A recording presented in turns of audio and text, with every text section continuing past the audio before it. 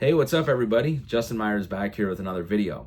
So in today's video, we're going to be talking about the differences between a 64 reissue SG, and we're also going to take a look at my real legit 64 Cherry SG.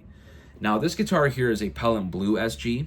This is the light aged Murphy Lab SG, and I've done a lot of modifications to this guitar and it's really transformed this guitar. And I have these reissue guitars on hand because for me as a touring musician, it is really nice to be able to just bring out these reissue guitars and I don't have to worry about, somebody mishandling my instrument or potentially even stealing an instrument. I have friends of mine that have had all kinds of stuff stolen from them out on the road from a local crew guy or something. And, I just would be devastated if something happened to my 64 SG, my real vintage guitar, or any one of my vintage guitars, so that's really why I bring out these reissue guitars. So that's why I have this. But I figured I would just make a video and talk about this, and talk about how different that these reissue guitars are in comparison to the real deal 64 SG. Let's talk about it. Okay, so the very first thing that I noticed immediately with this guitar that is significantly different to the real deal 64 SG is the neck profile. Now, this SG in particular is supposed to be modeled after a 1964 Gibson SG, and the year 1964 was a great year for Gibson. These neck profiles were absolutely incredible in this year, and this is what this guitar is supposed to be. It's supposed to be a 64 reissue. And, I don't know how they can really say that this is a 64 reissue because when you feel this neck here, it has a much wider transition from the neck to the board here. Now, this here is hands down the most critical part of any neck, in my opinion. There's a lot of guys out there that try to take these neck depth measurements from the 1st fret to the 12th fret here. But, really, the only thing that measurement actually tells you is the actual fan out from the 1st fret to the 12th fret. And, this measurement tells you absolutely nothing about this transition from the neck to the board. Now, depending on how this transition is done, it's really going to change your perception on how thick or how thin the neck is. And that is the very first thing that I noticed immediately with this guitar is the neck profile is definitely different from the 64 SG. Now, obviously, it's going to be very hard for me to show this in a video here, but I'm telling you, when you compare it to the touch, these necks, they are significantly different to the real deal 64 Cherry SGs or Pelham Blue SGs. Originally to this guitar, it had a set of custom bucker pickups. Now, I changed those pickups out to a set of patent number pickups. And, these pickups are just phenomenal. There is something about these old magnets that really just give these old pickups their distinct tonal characteristic. Now, patent number pickups would be original to a 64 SG, and that was basically the idea with this guitar is I was trying to get it as close as I possibly could to an actual 64 SG, but just obviously in a reissue format here. So the patent number pickups I installed on here, and then I also put on here this Faber ABR1. Now, this bridge here was stock to the guitar here, and it's not going to stay there. This is good enough. This bridge here was stock to the guitar, and I absolutely hated the way that this bridge sounded in comparison to the Faber. Now, just in my opinion, the metal saddles sound best on an SG and a Les Paul. If you're going to be using nylon saddles, it is a different tone, but I prefer those saddles on like a 335 or a 330. I think it's just a little bit of a warmer tone. It's not as bright. It's not as punchy and direct sounding as these metal saddle ABR ones. And this stock bridge was just absolutely terrible, man. It sounded awful. So I was really happy to get rid of that bridge. It really made a tremendous difference in this guitar. Now, of course, another difference would be the actual fretboard itself here. So here we have just normal rosewood. Now, the rosewood off of a 64 SG would be Brazilian rosewood. Very different in comparison to standard rosewood. And I really believe that it really changes the tone of this guitar.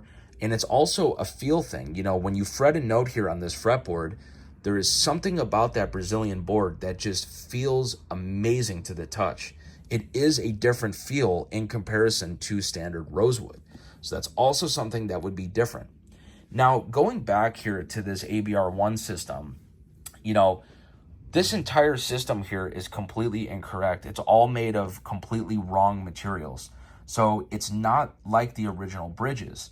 Now, this Faber ABR1 sounds good. It is close. I think it really does sound good. It's very affordable, but it's not like a vintage Gibson bridge. You know, there's just nothing like those old bridges.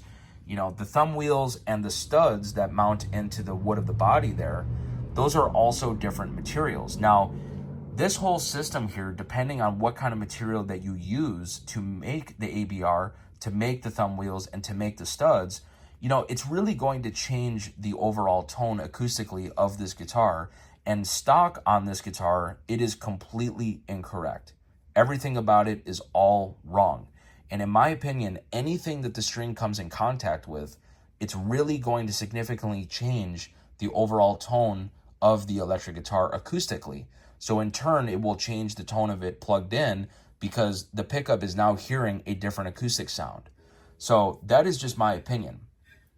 Now, another thing that I did with this guitar is I took out the garbage knobs, the garbage plastic that they put on these, and I put a set of 60 reflectors knobs, which is the exact same knobs that you would find on a 64 SG. And I also was able to source out a completely original, unmodified 63 wiring harness. So it has 63 pots in there and caps, and even that pickup selector there is also from 63. The entire harness was together. And, you know, these pots and these caps from back in the day, the 50s and 60s pots and caps, they are just night and day difference in comparison to the reissue pots and caps. They sound better. The taper on the pots, on these old pots, are completely different in comparison to the reissue pots. Now, for how much that they are charging for these reissue guitars nowadays, there is absolutely no reason why they cannot figure out what is up with these pots and they cannot get the taper right. I think there is absolutely no excuse. And what I personally think it is I think it's just greed. I think Gibson and Fender are very greedy. You know, they know that their brand, they know that their name is super popular, and, you know, they just cheap out on these guitars nowadays, you know, and it's really unfortunate and it's really frustrating. A lot of people will say that, oh man, well, you know, they were making pots for the military back in the day and stuff, you know, and I totally understand that they were making a lot more pots and there was a lot more need for pots and stuff like this back in the day. But for what they are charging for these guitars, there is absolutely no excuse and there is no reason why they cannot figure out what is going on with these pots and these caps. These pots and these caps should be exactly the same as they were back in the day, but they are simply not.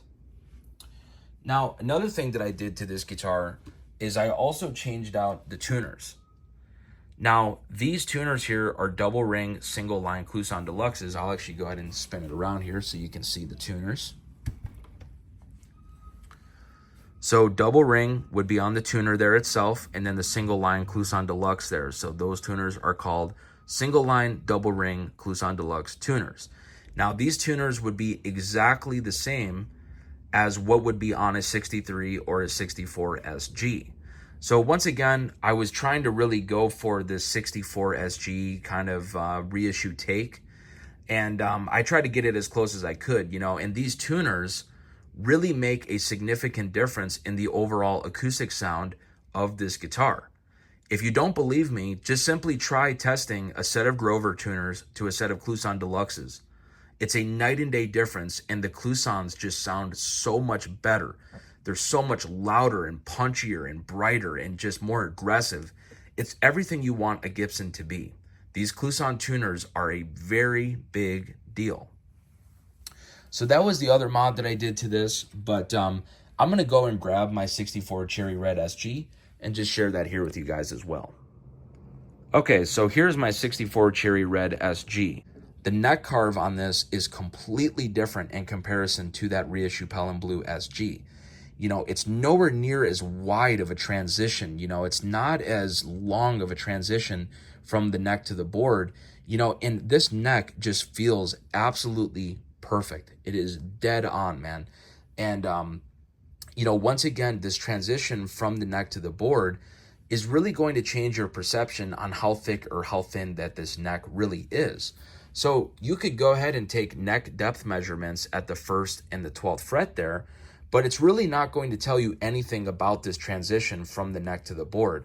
And in my opinion, that is absolutely everything. To the touch here, it is night and day difference with this original 64 Cherry Red SG. Thanks so much for watching this video, guys. I really do appreciate it. Please consider subscribing and like the video and drop a comment down below. I would love to hear from everybody. And if you would like to support me, check out all of the links that I have down below in the description box. Thanks so much for watching as always. Take care.